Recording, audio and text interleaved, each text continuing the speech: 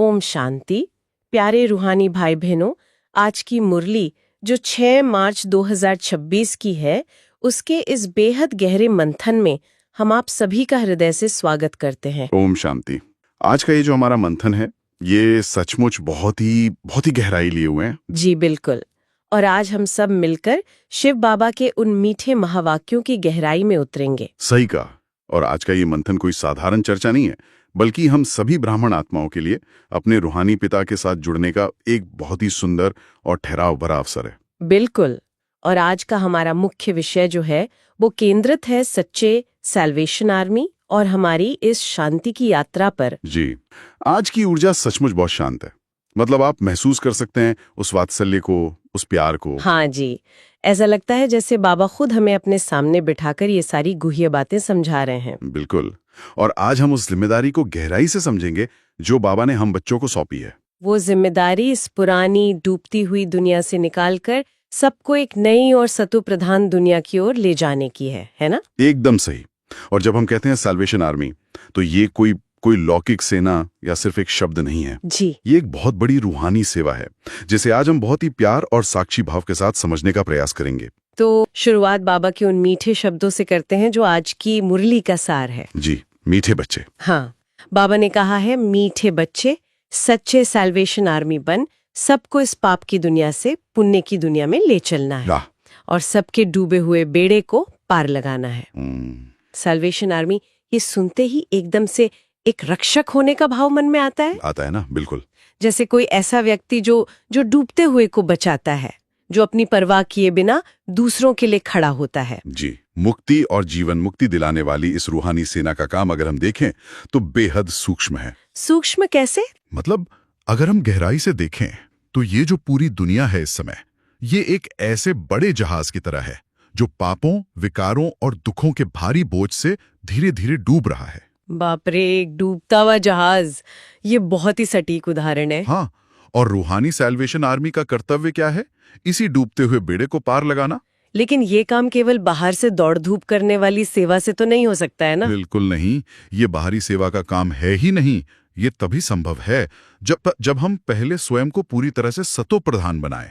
सतो प्रधान यानी एकदम शुद्ध और पूरी तरह पवित्र? जी, क्योंकि अपनी पवित्रता और निरंतर याद की शक्ति से ही हम अन्य आत्माओं को इस कलयुगी दुनिया से निकालकर सतयुगी दुनिया में ले जा सकते हैं।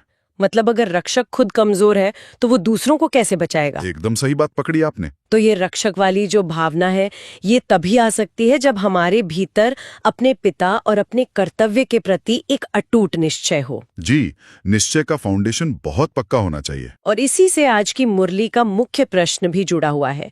बाबा पूछते हैं कि कौन सा निश्चय हर एक बच्चे की बुद्धि में नंबरवार बैठता है? ये नंबरवार शब्द बहुत कुछ कह देता है। हाँ जी, तो उत्तर में बाबा बहुत स्पष्ट करते हैं कि ये निश्चय कि पतित पावन हमारा मोस्ट बिलवेड बाबा हमें स्वर्ग का वर्षा दे रहा है। वाह, मोस्ट बिलवेड बाबा। जी, यही हर एक की बुद्धि में नंबरवार बैठता है। आपने कहा नंबरवार शब्द महत्वपूर्ण है, ऐसा क्यों? क्योंकि आप देखें तो ज्ञान तो हर आत्मा सुनती है। हम सब रोज मुरली क्लास में बैठते हैं। बिल्कुल बैठते हैं। लेकिन उस ज्ञान को 100% सत्य मानकर एकदम अपने जीवन का आधार बना लेने की जो आंतरिक शक्ति है, वो हर आत्मा में अलग अलग होती है। ये तो है, सबकी धारणा एक जैसी नहीं होती। जी, और इसी वजह से निश्चय भी नंबरवार हो जाता है। इसी बात पर एक सवाल मन में आता है। जी, पूछें। जब हमें ये पक्का पता है कि हमारा रूहानी पिता, हमारा मोस्ट बिलवेड बाबा हमें स्वर्ग का वर्षा दे रहा है, फिर भी माया सामने क्यों आ खड़ी होती है?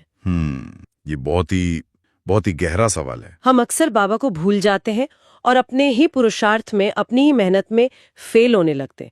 ऐसा क्यों होता है? ये बहुत ही स्वाभाविक है और सच कहूं तो हर ब्राह्मण आत्मा के जीवन से जुड़ा हुआ प्रश्न है। इसका मुख्य कारण है हमारे अनेक जन्मों के पुराने संस्कार जो बहुत गहरे बैठे। बिल्कुल, और साथ ही इस पुरानी दुनिया की चकाचौंध का आकर्षण, ये माया बहुत आकर्षित करती है। जी, बाहर की चमक दमक। लेकिन जिन्हें पक्का निश्चय बैठ जाता है, उनकी बुद्धि में हमेशा एक ही बात गूंजती रहती है। कौन सी बात? कि अब तो घर जाना है। वाह, अब तो घर जाना है।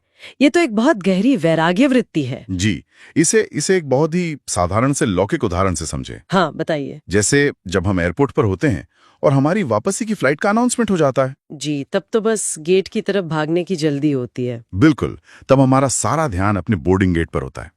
हम एयरपोर्ट की ड्यूटी फ्री शॉप्स की चमक धमक में या वहां के सामान में नहीं उलझते। एकदम सही कहा, क्योंकि हमें पता है कि वो सामान हमारे साथ हमारे घर नहीं जाएगा। वही बात है।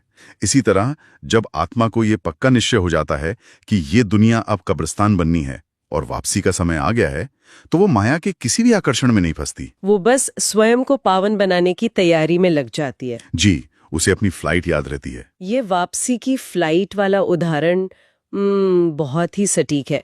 जब मंजिल साफ होती है तो रास्ते भटकाते नहीं है। बिल्कुल नहीं भटकाते। और इस सफर को आसान बनाने के लिए बाबा ने आज एक बहुत प्यारी बात कही है। सच्ची गुड मॉर्निंग और अमृत वेला का विशेष जिक्र किया है। हाँ, अमृत वेला जो ब्राह्मण जीवन का सबसे बड़ा खजाना है। बाबा कहते हैं कि सतयुग में तो सब कुछ गुड़ी होता है, वहां तो हमेशा ही सवेरा है। जी, सतो प्रधान दुनिया है ना वो। लेकिन बाबा याद दिलाते हैं कि कलयुग की इस सबसे बुरी रात में हमारा सबसे अच्छा समय हमारा सवेरा है, जिसे हम अमृत वेला कहते हैं। बिल्कुल। आप देखें, कलयुग के इस घोर अंधकार में अमृत वेला ही वो समय है जब परमपिता परमात्मा की किरणें सीधे हम आत्माओं पर पड़ती हैं। सीधे, बिना किसी रुकावट के। जी, अगर हम संगम युग को थोड़ा गहराई से समझें, यानी वो छोटा सा ट्रांजिशन पीरियड जहां पुरानी दुनिया खत्म हो रही है और नई दुनिया शुरू हो रही है। हाँ, जैसे रात और दिन के बीच का समय। बिल्कुल, ये बिल्कुल रात के उस प्रहर की तरह है जहां अभी पूरी तरह उजाला नहीं हुआ है, लेकिन सुबह की पहली किरण बस फूटने ही वाली है। और उस समय पूरी दुनिया सो रही होती है। जी, दुनिया अज्ञान की नींद में सो रही होती है और हम ब्राह्मण बच्चे जगकर अपने मीठे बाबा से रूहान करते हैं। कितना मीठा अनुभव है ये। बहुत मीठा। अमृत वेले का वो शांत समय जब हम सीधे अपने रूहानी पिता से जुड़ते हैं, तो वो हमारे पूरे दिन को आत्मिक शक्ति से भर देता है। और जो आत्मा उस अमृत वेले को संभाल लेती है, उसका तो फिर पूरा दिन ही गुडी गुड बीतता है। बिल्कुल, सच्ची गुड मॉर्निंग तो वही है। अमृत वेला सचमुच हमारे ब्राह्मण जीवन की सबसे बड़ी शक्ति है, कोई शक नहीं इसमें। और इसी शक्ति को और गहराई देते हुए बाबा ने आज योग, योगेश्वर और ज्ञानेश्वर बनने की बात कही है। जी, ये क्रम बड़ा दिलचस्प है। हाँ, मैं भी यही सोच रही थी। निराकार शिव बाबा आकर पहले हमें योग सिखाते हैं और उसके बाद पूरे चक्र का ज्ञान देते हैं।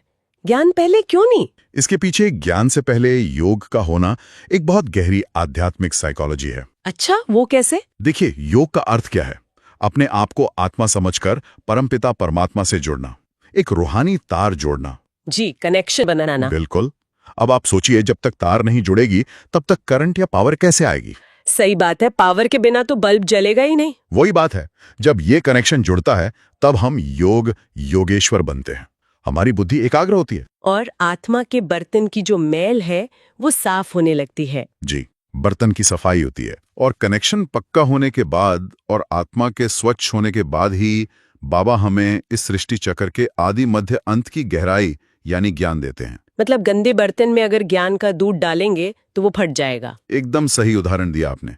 बर्तन शुद्ध होना जरूरी है और उसी ज्ञान को धारण करके हम ज्ञानेश्वर और भविष्य में राजेश्वर बनते हैं। दुनिया अक्सर श्री कृष्ण को योगेश्वर कह देती है, लेकिन असल में तो निराकार बाप ही आकर हमें सच्चा योग और सच्चा ज्ञान सिखलाते हैं। जी, वही एकमात्र ज्ञान के सागर हैं। ये जो तार जोड़ने वाली बात आपने कही, इससे ये साफ होता है कि हमारा रिश्ता बाबा से कितना करीब का होना चाहिए। बिल्कुल, बहुत नजदीक का। शायद इसीलिए बाबा ने आज भगवान और बाबा इन दोनों संबोधनों का अंतर समझाया है। ये बहुत ही मीठा पॉइंट है आज की मुरली का। दुनिया भर में लोग बहुत श्रद्धा से भगवान, ईश्वर या गॉड पुकारते हैं भक्ति भाव से। लेकिन हम उसी सर्वोच्च सत्ता को कितने प्यार से बाबा कहते हैं। जी, क्योंकि भगवान या ईश्वर कहने से ना चाहते हुए भी एक दूरी का एहसास होता है। दूरी का कैसे? जैसे कोई बहुत बड़ी, कोई दूर आसमान में बैठी सत्ता हो, जिससे या तो डरना है या फिर सिर्फ कुछ मांगना है। भक्ति में तो यही होता है, हे भगवान मुझे ये दे दो, या भगवान से डरो। बिल्कुल। उसमें वो रस, वो स्नेह महसूस नहीं होता। लेकिन जैसे ही हम बाबा कहते हैं तो एक बेहद मीठा और स्नेहपूर्ण संबंध जुड़ जाता है। बाबा मतलब पिता, और पिता से बच्चे का सीधा संबंध होता है, अधिकार होता है। जी, वर्षे का यानी इनहेरिटेंस का अधिकार। बिल्कुल, ये सिर्फ एक शब्द नहीं है बाबा, ये आत्मा और परमात्मा के बीच के सारे फासले को एकदम खत्म कर देता है। भगवान कहने से भक्ति की फीलिंग आती है, ओबीडियंस की फीलिंग आती है, और बाबा कहने से अधिकार और पालना की अनुभूति होती है, जैसे एक बच्चा अपने पिता की गोद में एकदम निश्चिंत होता है। ये अधिकार और अपनापन ही तो इस रूहानी परिवार की सबसे बड़ी नींव है। जी, और परिवार की बात करें तो आज बाबा ने एक ऐसा रहस्य साझा किया है जो शायद दुनिया में कहीं और सुनने को न मिले। हाँ, बड़ी मम्मा और छोटी मम्मा का रहस्य। ये ज्ञान मार्ग की बहुत ही गुहुए और रहस्यमयी बात है। हम सब जानते हैं कि हम शिव बाबा और ब्रह्मा मम्मा के बच्चे हैं, लेकिन शिव बाबा ब्रह्मा के तन का आधार लेते हैं, जिससे ब्रह्मा ही बड़ी मम्मा बन जाती हैं। इसे थोड़ा और स्पष्ट करें। जी देखिए, परमपिता शिव जो हैं, वो एक निराकार सत्ता है। उनका अपना कोई शारीरिक रूप नहीं है। बिल्कुल। अब हम आत्माओं को अपना बनाने के लिए, हमें अडॉप्ट करने के लिए उन्हें एक साकार माध्यम चाहिए था। जी, कोई तो चाहिए जिसके द्वारा वो हमें ज्ञान सुनाए। और वो साकार माध्यम है प्रजापिता ब्रह्मा। जी, क्योंकि शिव बाबा ब्रह्मा के मुख से ज्ञान सुनाकर हम बच्चों को एक नया जन्म देते हैं, रूहानी जन्म। इसलिए ब्रह्मा वास्तव में हमारी माता भी हुए। मुख वंशावली ब्राह्मण, हम सब ब्रह्मा के मुख से जन्मे हैं। बिल्कुल, और चूंकि लौकिक अर्थों में ब्रह्मा की कोई माँ नहीं है जो उन्हें ये जन्म दे, इसलिए वे इस ईश्वरीय परिवार की बड़ी मम्मा कहलाते हैं। वाह, बड़ी मम्मा, जिनकी अपनी कोई लौकिक माँ नहीं है इस अलौकिक जन्म के लिए। सही कहा। और फिर बच्चों की रूहानी संभाल और ज्ञान की वीणा बजाने के लिए जिस साकार स्त्री रूप को मुकर्रर किया गया, यानी सरस्वती जी को, जी, मम्मा को, उन्हें हम प्यार से जगत अम्बा या छोटी मम्मा कहते हैं। कितना अलौकिक है ये। एक ही परिवार में निराकार पिता भी है, माता भी है, और हमारी इतनी सुंदर पालना भी हो रही है। जी, एक पिता जो खुद एक माँ की भूमिका भी निभा रहा है ब्रह्मा के रूप में, और फिर प्रैक्टिकल पालना के लिए जगत अम्बा। ये परिवार हमें जो सुख दे रहा है वो सच में अकल्पनीय है। बिल्कुल अकल्पनीय है। पर एक तरफ इतना प्यारा परिवार है, इतना नशा है इस परिवार का, और दूसरी तरफ बाबा हमें बेहद का वैराग्य सिखाते हैं। जी, बेहद का वैराग्य। ये बेहद का वैराग्य भक्ति मार्ग के जो हद के वैराग्य होते हैं उससे कैसे अलग है? बहुत अलग है। आप देखें, भक्ति मार्ग में जो सन्यासी होते हैं वे क्या करते हैं? जी, वे अपने घर, परिवार, पत्नी, बच्चों को छोड़कर जंगलों में चले जाते हैं। बिल्कुल, उसे बाबा हद का वैराग्य कहते हैं। हद का क्यों? क्योंकि उन्होंने सिर्फ अपने एक छोटे से परिवार को छोड़ा है, अपने एक भौतिक स्थान को छोड़ा है, लेकिन इस पूरी पुरानी दुनिया, प्रकृति या अपने शरीर से उनका वैराग्य नहीं होता। वो जहाँ जाते हैं वहां फिर से अपनी कुटिया बना लेते हैं, अपना एक नया संसार बसा लेते हैं। एकदम सही।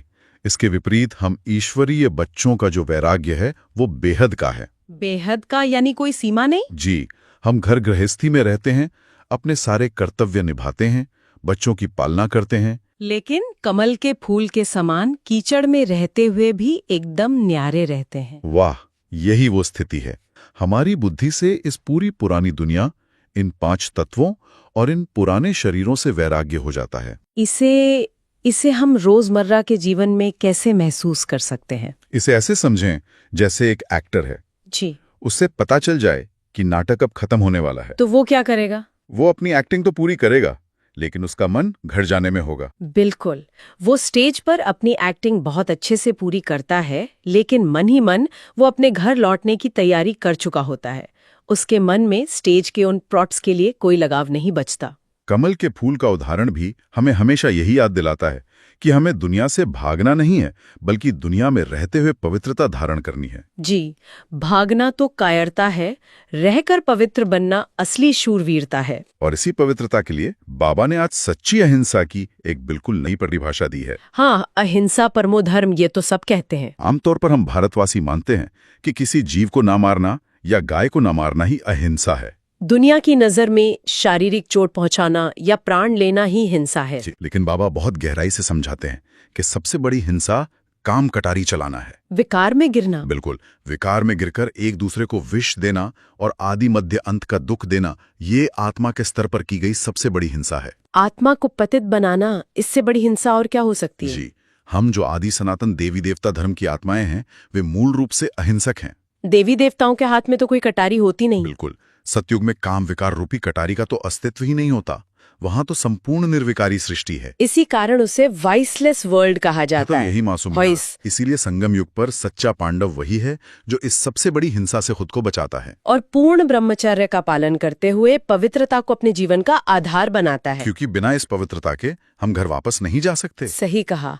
और जब हम इस सच्ची अहिंसा का पालन करते हैं, पवित्रता को धारण करते हैं, तभी हम अपने घर वापसी का वो जो सफर है वो तय कर पाते हैं। जी, वो रूहानी सफर। बाबा ने 84 जन्मों की सीढ़ी और 1 सेकंड की जंप का जो कॉन्ट्रास्ट बताया है, आज वो सच में कमाल का है। बहुत ही गहरा रूहानी गणित है ये।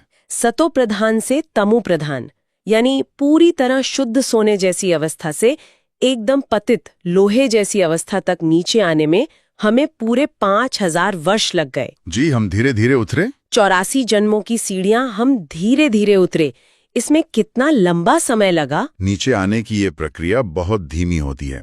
हम जन्म दर जन्म धीरे धीरे अपने गुण, अपनी शक्तियां और अपनी चमक खोते हैं। जी। लेकिन अब वापस ऊपर जाने का समय है और संगम युग पर जब हम अपने रूहानी पिता को पहचान लेते हैं और पूरे निश्चय के साथ उन्हें याद करते हैं तो क्या होता है? हम 1 सेकंड में वापस परम धाम की ओर जंप मार लेते हैं। बिल्कुल, 1 सेकंड में।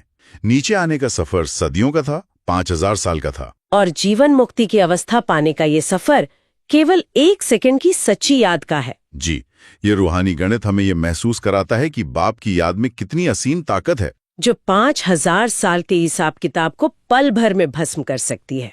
पल भर में। यही याद की अग्नि ही तो हमारे सारे विकर्म विनाश करती हैं। ये 5000 साल का सफर सचमुच हैरान करने वाला है। हाँ। लेकिन अगर हमें वो 1 सेकंड की जंप लगानी है तो रोजमर्रा की जिंदगी में हमें क्या बदलाव लाने होंगे?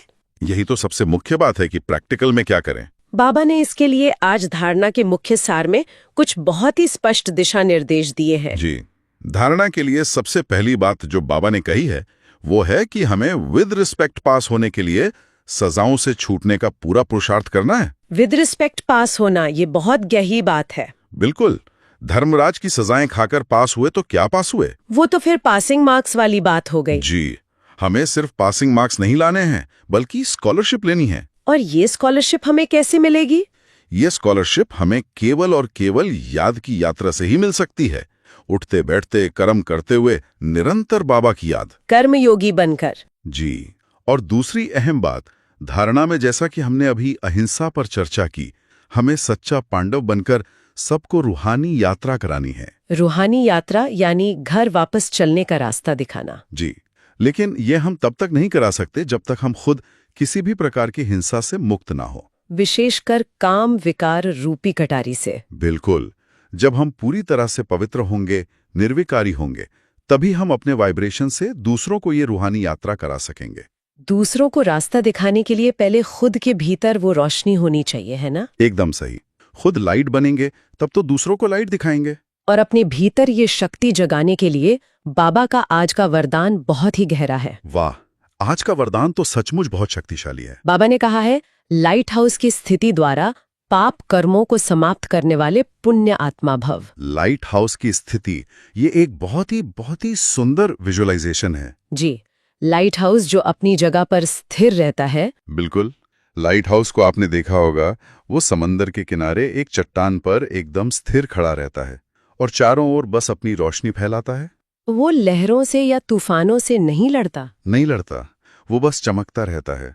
और जहां लाइट होती है वहां अंधकार टिक नहीं सकता, उसे तो भागना ही पड़ता है। उसी तरह जब आत्मा अपने आत्मिक स्वरूप की या कहें कि बाबा की याद की लाइट में रहती है तो कोई भी पाप कर्म नहीं हो सकता। जी, बाबा कहते हैं कि स्वयं को दृढ़ संकल्प दिलाएं कि मैं एक पुण्य आत्मा हूँ। मैं एक पुण्य आत्मा हूँ, ये संकल्प ही कितना पावन कर देता है। बिल्कुल। एक पुण्य आत्मा के सपने में या उसके संकल्प में भी कभी पाप नहीं आ सकता। कर्म तो बहुत दूर की बात है। लेकिन एक प्रैक्टिकल सवाल है। जी, पूछें। प्रैक्टिकल लाइफ में जब हम ऑफिस में होते हैं या परिवार में कोई अचानक हमें ट्रिगर कर दे, कोई ऐसी परिस्थिति आ जाए जो बहुत परेशान करने वाली हो। हाँ, ऐसा अक्सर होता है। तब इस लाइट हाउस स्थिति में टिके रहना कितना मुश्किल हो जाता है। तब हम क्या करें?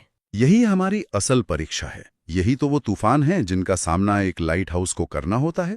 जी। जब ऐसी स्थिति आए तो हमें उस परिस्थिति या व्यक्ति को तुरंत प्रतिक्रिया देने के बजाय एक कदम पीछे हटना है, एक पॉज लेना है। बिल्कुल। खुद को ये याद दिलाना है कि मैं केवल एक एक्टर हूं और ये सामने वाला जो भी कर रहा है वो भी अपना पार्ट बजा रहा है। यानी साक्षी हो जाना। जी। जैसे ही हम उस दृश्य से खुद को अलग करके साक्षी या एक डिटैच्ड ऑब्जर्वर बन जाते हैं तो हमारी लाइट हाउस की स्थिति तुरंत वापस आ जाती है। फिर सामने वाले का क्रोध या उस परिस्थिति का जो अंधकार है वो हमें छू नहीं पाता। एकदम सही। हम बस अपनी शांति और प्रेम की रोशनी फैलाते रहते हैं बिना डिस्टर्ब हुए। ये साक्षी होने का अभ्यास ही तो आज के स्लोगन का भी आधार है। जी, आज का स्लोगन भी इसी बात को पक्का करता है। बाबा ने कहा है, जो हर दृश्य को साक्षी होकर देखते हैं वही सदा हर्षित रहते हैं। बिल्कुल, जो लहरों के साथ बहता नहीं बल्कि तट पर खड़ा होकर उन्हें बस देखता है वही असल में शांत रह सकता है और मुस्कुरा सकता है। लहरों में कूदने वाला तो डूबने लगेगा। जी, इसलिए साक्षी भाव बहुत जरूरी है हर्षित मुख रहने के लिए। और इसी अचल स्थिति को पक्का करने के लिए आज अव्यक्त बाप दादा का इशारा भी बहुत महत्वपूर्ण है। बाप दादा के इशारे तो हमेशा हमें बहुत सूक्ष्म चेकिंग कराते हैं। जी, बाप दादा कहते हैं, निश्चय के फाउंडेशन को मजबूत कर सदा निर्भय और निश्चिंत रहो। निर्भय और निश्चिंत। जब हमारे भीतर क्या, क्यों, कैसे ये सब प्रश्न उठते हैं, जैसे मेरे साथ ही ऐसा क्यों हुआ, हाँ, या ये आगे कैसे ठीक होगा, जी, तो हम तुरंत साक्षी स्थिति से गिर जाते हैं। बिल्कुल गिर जाते हैं। बाबा कहते हैं कि क्यों आना माना, अपने निश्चय का डगमगाना। हमारी रोजमर्रा की जो चिंताएं हैं वो इन्हीं सवालों से तो शुरू होते हैं। जी, व्यर्थ संकल्पों की झड़ी लग जाती है। जब हम ये पूरी तरह मान लेते हैं कि हमारा मोस्ट बिलवेड बाबा हमारे साथ है और ये पूरा ड्रामा ही 100% कल्याणकारी है, तो फिर क्यों का कोई स्थान ही नहीं बचता। एकदम सही। क्यों और क्या के प्रश्न ही हमारी खुशी को दीमक की तरह खा जाते हैं, अंदर ही अंदर खोखला कर देते हैं। जी, जो इन प्रश्नों और चिंताओं से परे है वही असल में निश्चिंत है और वही निर्भय भी है। बिल्कुल। इन व्यर्थ के सवालों को छोड़कर ड्रामा की ढाल पहनकर ही हम असल में निश्चिंत और बेफिक्र बादशाह बन सकते हैं। बेफिक्र बादशाह, क्या मीठा शब्द है। चिंता और खुशी ये दोनों कभी एक साथ नहीं रह सकते। अगर निश्चय पक्का है तो चिंता का कोई काम नहीं। सच्चे सैल्वेशन आर्मी बनने से लेकर इस बेफिक्र और निश्चिंत स्थिति तक का ये जो सफर है, ये सचमुच आत्मा को गहरा सुकून देता है। जी, एक बहुत गहरी शांति का अनुभव होता है। चलिए, इस परम शांति और शक्ति को अपने भीतर पूरी तरह से समाने के लिए हम आज की मुरली के आधार पर कुछ शक्तिशाली स्वमान का अभ्यास करते हैं। बिल्कुल, ये अभ्यास हमारी स्थिति को और भी पक्का कर देगा। हम हर स्वमान को बहुत ही धीरे से महसूस करते हुए कहेंगे और कुछ पल के लिए उस शांति में ठहरेंगे ताकि वो सत्य हमारी चेतना का गहरा हिस्सा बन जाए। जी, मैं एक रूहानी सैल्वेशन आर्मी हूँ। इस संकल्प को अपने भीतर पूरी तरह गूंजने दें कि मैं सर्व आत्माओं का कल्याण करने वाली एक रूहानी सेना हूँ। मैं सर्व बंधनों से मुक्त एक निश्चिंत आत्मा हूँ। महसूस करें उस हल्केपन को, उस आजादी को जो हर चिंता से पार ले जाती है। मैं सदा लाइट हाउस स्थिति में रहने वाली पुण्य आत्मा हूँ। इन स्वमानों की वाइब्रेशंस को अपनी चेतना में बहुत गहराई तक उतरने दें। ये केवल शब्द नहीं है, ये हमारा वास्तविक और शाश्वत स्वरूप है। आज के इस पूरे मंथन ने हमें ये बहुत स्पष्ट कर दिया है कि हमें कैसे अपनी याद की यात्रा से इस डूबते हुए बेड़े को पार लगाना है। जी, ये हमारी बहुत बड़ी रूहानी जिम्मेदारी है। आज दिन भर इस बात पर गौर जरूर करें। अगर ये दुनिया सचमुच एक डूबता हुआ जहाज है, तो क्या हम अभी भी उस जहाज के कमरों को सजाने में अपना समय और ऊर्जा लगा रहे हैं, या हमने अपनी और दूसरों की घर वापसी के लिए लाइफ बोट तैयार कर ली है? यह एक ऐसा प्रश्न है जो हमें बहुत गहराई से अपने रोज के पुरुषार्थ को चेक करने का मौका देता है। जी, जो थोड़ा सा समय बचा है वो जागने और जगाने का है, पुराने जहाज को संवारने का नहीं। बिल्कुल सही कहा आपने। जी, अगर आज की मुरली से हम में से किसी को भी कोई विशेष प्रेरणा या किसी स्वमान का गहराई से अनुभव मिला हो, तो उसे अपने जीवन में जरूर धारण करें और दूसरों को भी प्रेरित करें। जी, और अपने विचारी अनुभव कमेंट में साझा करें ताकि अन्य आत्माओं को भी उससे शक्ति मिले। याद रखें, हर शुभ संकल्प ही विश्व कल्याण की सच्ची सेवा है। ओम शांति।